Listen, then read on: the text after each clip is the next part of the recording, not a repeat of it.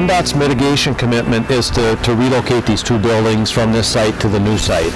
After the buildings are at the new site and the turf has been established, then MnDOT will be transferring ownership and maintenance responsibilities over to the City of Stillwater.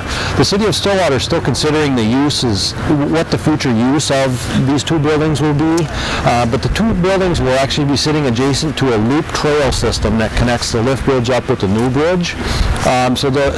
The buildings themselves also sit in the city's park. I'm in front of the warehouse for the Shoddy mill.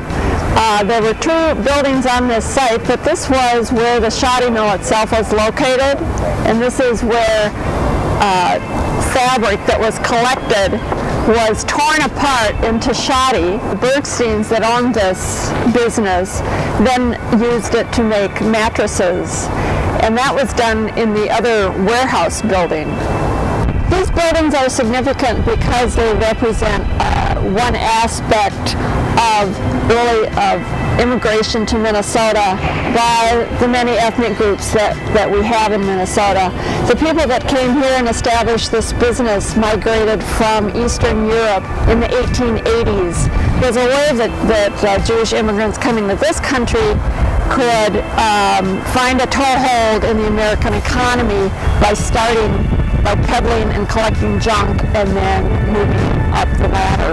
Once they're stabilized, we will be moving them to a new site that is just south of Stillwater in parkland that the City of Stillwater owns, and there they will be restored, and hopefully they will be interpreted and used in some way that illustrates that immigrant experience.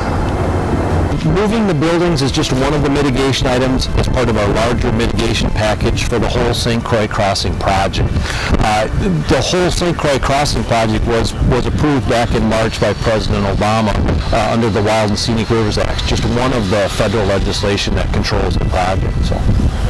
This is the site where both the Shoddy mill and the Shoddy warehouse, will end up from their site in Oak Park Heights up here to Stillwater. So it's not only just picking them up and then just bringing them up here and putting them in this site, but it's being concerned enough about them that you orient them in that exact same location of what they've originally been constructed and have been owned and maintained by the Bergstein family.